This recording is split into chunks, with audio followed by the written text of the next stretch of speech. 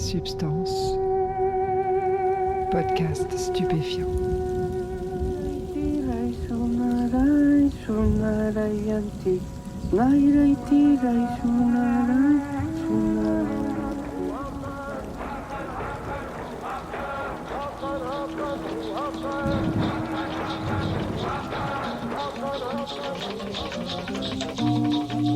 Bonjour à tous, bienvenue dans Substance, Vincent Verroust et la Société psychédélique française, épisode unique.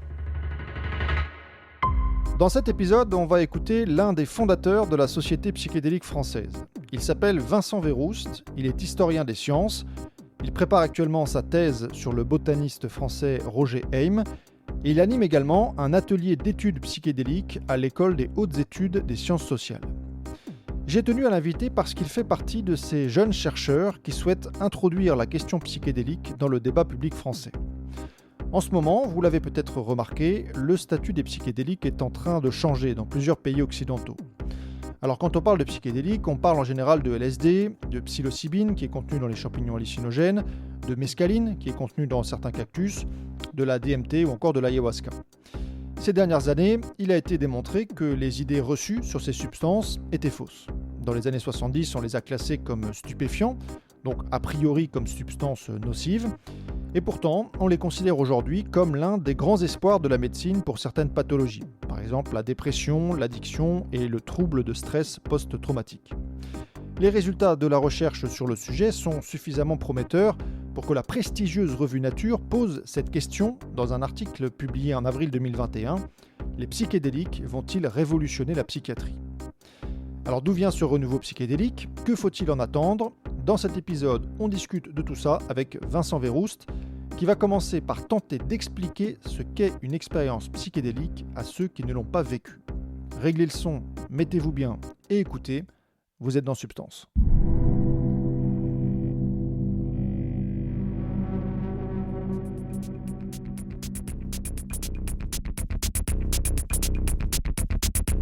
On commence par une question tellement difficile. Parce que d'une fois sur l'autre, c'est tellement différent. Si la dose est suffisante, c'est vraiment une expérience extraordinaire au sens propre du terme. C'est-à-dire qu'on vit une expérience psychique vraiment très différente de la vie ordinaire, en fait. Et bien sûr, la question de la dose se pose, parce que si on prend une toute petite dose, ce ne sera pas très différent.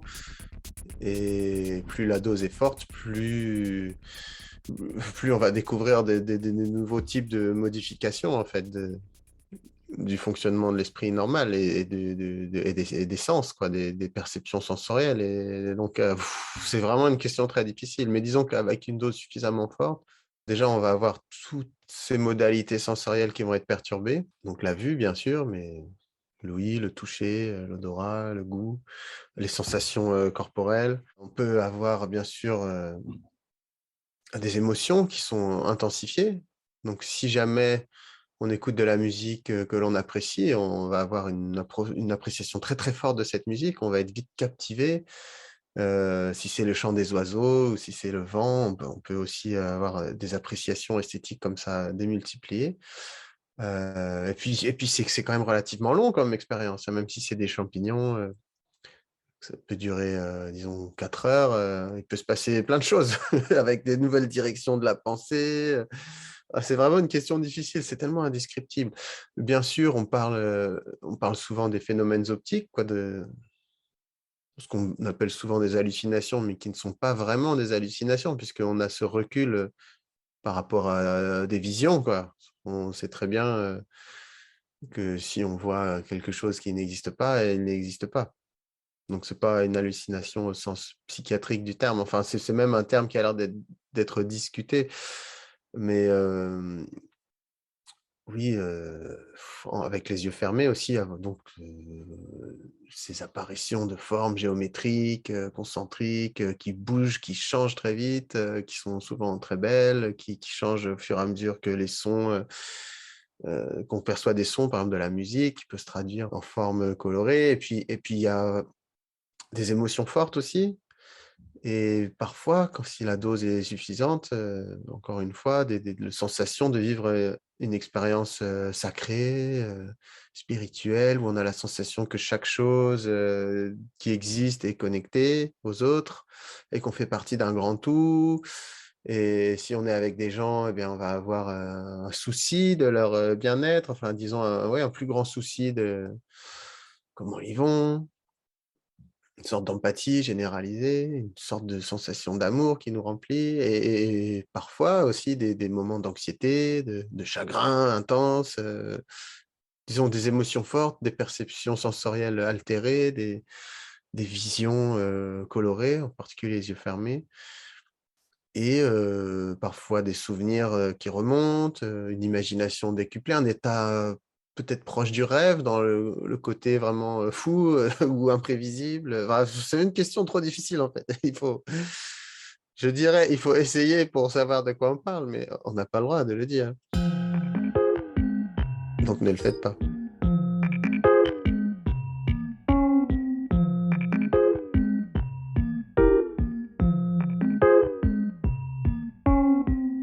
Pour compléter cette description, j'ai relancé Vincent Verroust avec cette question. Pourquoi, selon lui, les personnes qui vivent une expérience psychédélique ont souvent l'impression que cette expérience est fondamentale pour eux? Parce que parfois, on a l'impression d'obtenir des révélations sur, la nature de la réalité et des révélations qui sont plus de l'ordre de l'intuition que d'un contenu vraiment organisé au niveau, logique, quoi. Vraiment la sensation de tout comprendre et c'est plus la sensation de tout comprendre qu'effectivement, pouvoir, fournir une explication, Oui, je pense que je peux m'en tenir à cette, façon de le dire qui est assez, brève, mais c'est la sensation d'avoir une révélation sur, quelque chose de la réalité qui nous échappait jusque-là. Ça fait plusieurs milliers d'années que les humains consomment des psychédéliques.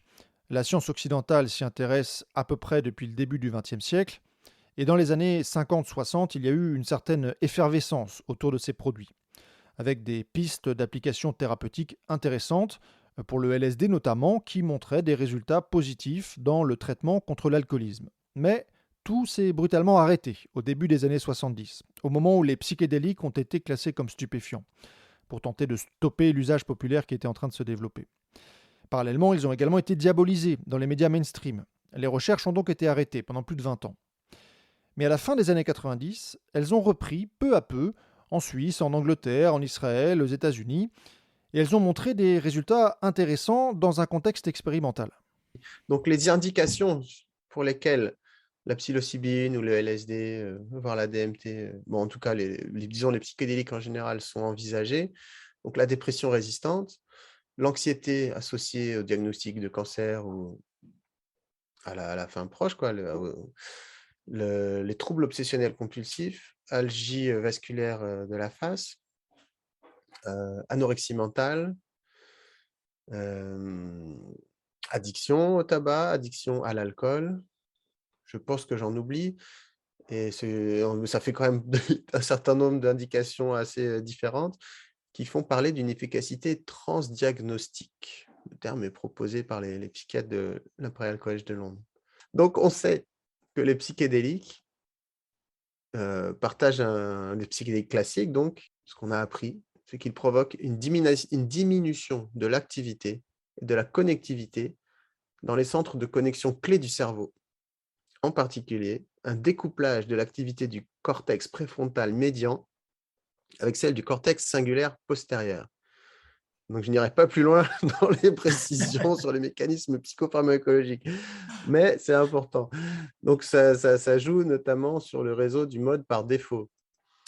On a vraiment avancé au niveau oui, de l'explication des mécanismes neuro-psychopharmacologiques. Et aussi, on a avancé sur le fait d'admettre que ça provoque des expériences de type mystique ou spirituel. Donc, avec cette sensation du caractère sacré de l'expérience, d'interconnexion de toutes les choses, ces sentiments de paix, de joie. On a aussi compris, mais ça, on l'avait déjà compris dans les années 50-60, hein, que l'environnement dans lequel se fait la prise d'une dose forte joue vraiment énormément sur la qualité de l'expérience. Et que c'est la qualité de l'expérience qui détermine les résultats thérapeutiques. On a vraiment lié l'expérience du type non, les Anglais parlent d'expérience psychédélique aiguë et les Américains d'expériences, mystiques ou spirituelles à, la valeur thérapeutique de l'expérience. Donc il faut créer les conditions d'avoir cette expérience, psychédélique aiguë ou mystique, pour, espérer, soulager une dépression, l'anxiété associée à un diagnostic de cancer.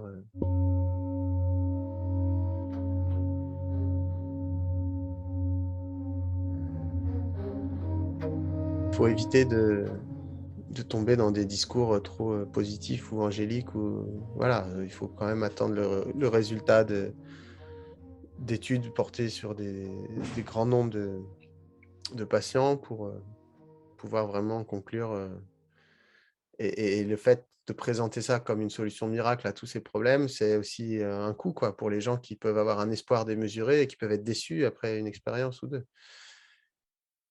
Donc il faut vraiment rappeler que les recherches sont en cours. Elles sont porteuses de beaucoup d'espoir, mais cet espoir doit quand même être, tempéré quoi. Parce que ça pose quand même un certain nombre de défis, ne serait-ce que dans des défis logistiques quoi. Toutes les personnes qui prennent des antidépresseurs, tous les matins, est-ce qu'on peut, les inviter à faire un voyage psychédélique à l'hôpital où elles vont passer, 4 heures, enfin 4-5 heures, peut-être plus, avec, 2 personnes autour, une longue préparation, le processus d'intégration, tout ça, toutes les prises qui sont faites là, c'est vraiment des essais cliniques, expérimentaux, on n'en est pas encore dans la mise en place de protocoles de traitement, banalisés, quoi. On est loin du traitement, mais le potentiel est là. Vincent Verroust et d'autres jeunes chercheurs s'intéressant au psychédélisme se sont donc regroupés pour faire connaître en France le résultat de ces études réalisées à l'étranger, avec l'espoir qu'ici aussi se lance le débat autour de ces substances. Alors, je pense qu'on a rempli notre objectif ou en tout cas l'objectif qu'on s'était fixé, que ce soit grâce à nous ou de toute façon ça se serait fait et c'est réalisé, c'est qu'on en parle beaucoup plus, d'apporter le sujet, sur la place publique. Heu, Parce qu'en 2017, quand on l'a fondé, on n'en entendait pas spécialement parler de ce sujet en France.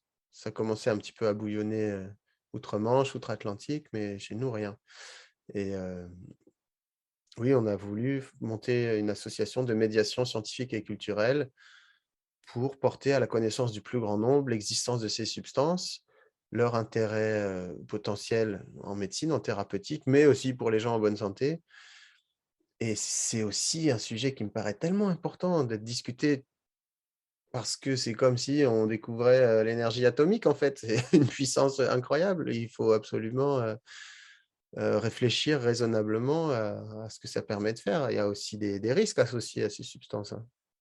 C'est extrêmement puissant. Donc tout ce qui est extrêmement puissant demande une responsabilité, quoi et je pense qu'il faut changer de regard sur, ce qui est trop souvent considéré comme des drogues dangereuses et qu'il faut absolument interdire, mais c'est peut-être aussi des outils, dont il serait vraiment, dommage, voire stupide de se passer. Si ça permet d'avoir une meilleure vie, plus agréable, y compris pour des gens en bonne santé, pour quelle, objection morale, s'en passer? Si les risques peuvent être, gérés, facilement.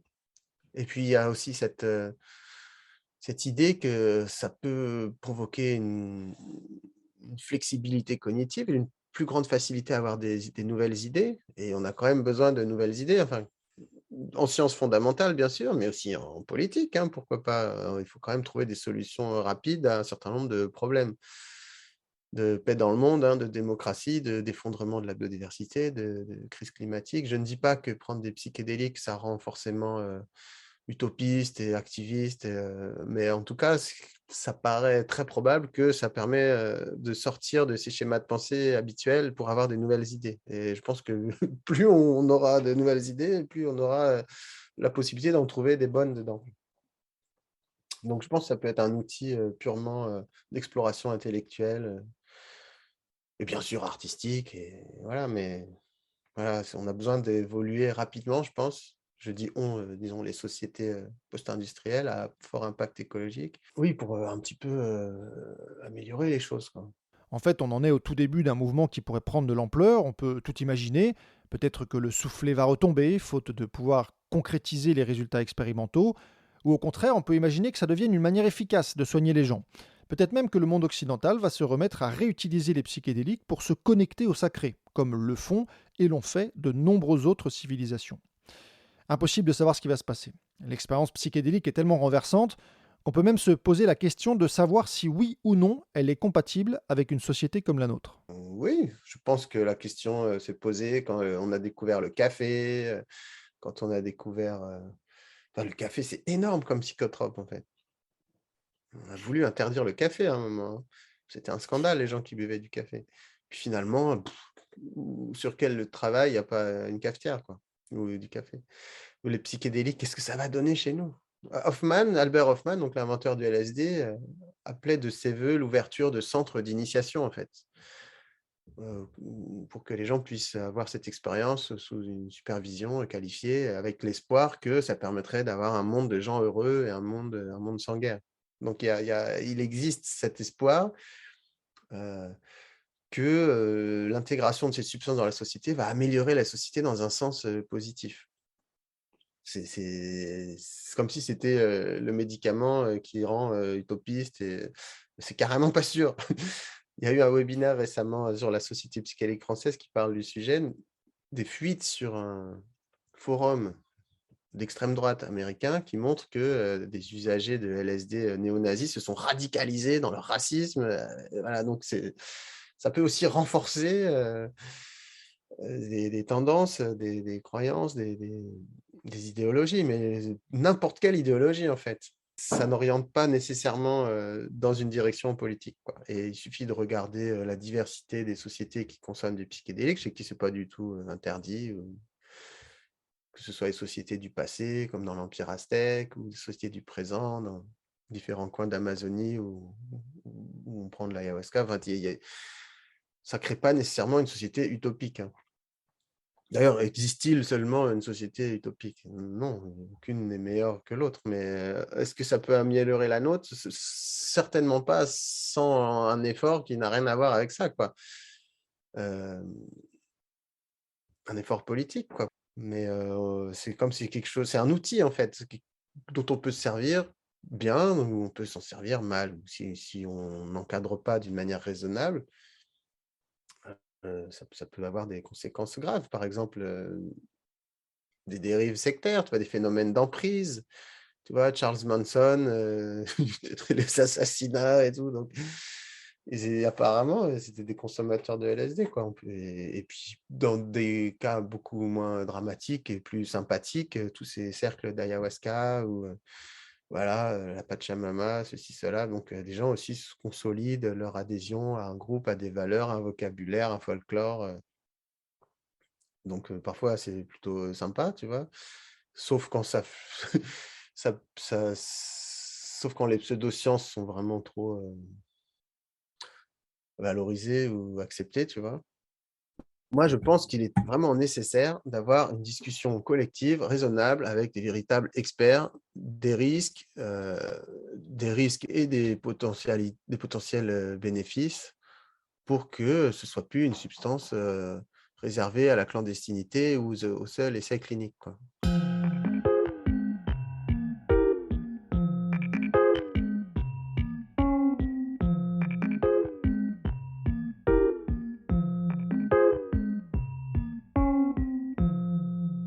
Mais ça, c'est en train de changer, hein. C'est carrément en train de changer. On voit bien dans le Figaro, dans le Nouvel Obs, dans des journaux à grand tirage, on en parle pour dire que, ah tiens, c'est peut-être des médicaments. Et c'est intéressant, je trouve, de regarder ce qui se passe aux Pays-Bas, parce que c'est quand même un pays où les champignons sont en vente libre depuis, je ne sais pas depuis quand, mais depuis très longtemps. Et il y a quand même un tourisme lié aux drogues aux Pays-Bas, quoi, avec les coffee shops, tous les gens qui viennent fumer du cannabis de très bonne qualité. Et puis, il y a ces petites boutiques qui vendent les champignons aussi. Et de temps en temps, les touristes disent, tiens, on va essayer les champignons. Alors, heureusement, on leur vend en leur donnant des conseils. Il y a quand même beaucoup de marchands de champignons qui ont un discours quand même un discours responsable, quoi, avec des conseils de réduction des risques. Et il y a un rapport qui a été rendu au ministère de la Santé des Pays-Bas qui indique que la vente libre des champignons hallucinogènes ne pose pas de problème de santé publique. Ça, je trouve ça assez fondamental. Même s'il y a ces usages, alors disons sauvages, de gens qui n'en ont jamais pris, qui vont le faire pour la première fois, qui vont se balader au bord des canaux et qui vont peut-être pas avoir, à mon avis, hein, les meilleures conditions pour bénéficier d'une expérience positive, ça n'a pas l'air de poser trop de problèmes non plus. Il est vraiment possible de prendre ça dans des conditions de sécurité, des bonnes conditions, quoi. Et pourquoi s'interdire dans ces cas-là? Tiens, je vais rajouter quelque chose. Récemment, le Conseil constitutionnel a dit une substance stupéfiante, c'est une substance qui rend dépendant et qui pose des problèmes de santé, qui est dangereuse pour la santé. Tu sais, c'est par rapport au débat sur le CBD. Faut-il permettre la vente libre de cannabis CBD ou pas, hein? Stupéfiant, ben, si c'est ça, les psychédéliques, ça devrait pas être sur la liste des stupéfiants, hein. Ou alors, mettez l'alcool et le tabac dedans. Mais si raisonnablement, on regarde psychotrope par psychotrope qui provoque une pharmacodépendance, à quel point est-ce que ça provoque une pharmacodépendance et est-ce que c'est dangereux? Quels sont les risques et à quel point est-ce que c'est risqué? Bon, bah, on sait très bien que les champignons hallucinogènes ou le LSD, c'est pas les substances les plus problématiques, hein, en termes de santé publique, hein. Donc on devrait créer les conditions d'une éducation à la réduction des risques et pourquoi pas à l'usage positif de ces substances. Bah, on est quand même assez anxieux et déprimé, non, dans la société?